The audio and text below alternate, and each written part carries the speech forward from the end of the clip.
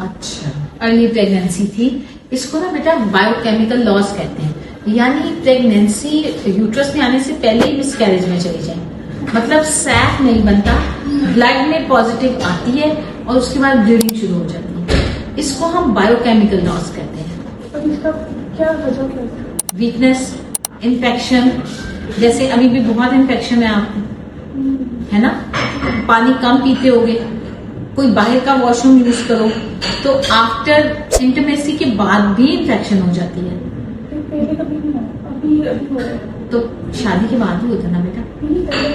اچھا اچھا sexual life میں ایسا نہیں ہوگا پہلے, اب ہو رہا ہے. کہیں باہر کا واش روم یوز کیا تھا, کہیں بندہ کھانے وغیرہ پہ جاتا ہے, ایسا نہیں. پانی کم پیتے ہو, شاید پانی تھوڑا سا کم ہوتا ہے سردی کی وجہ سے. ہاں, تو یہ وجہ ہو سکتی ہے. اس میں یورین انفیکشن بھی ہو سکتا ہے, ویجائنل بھی.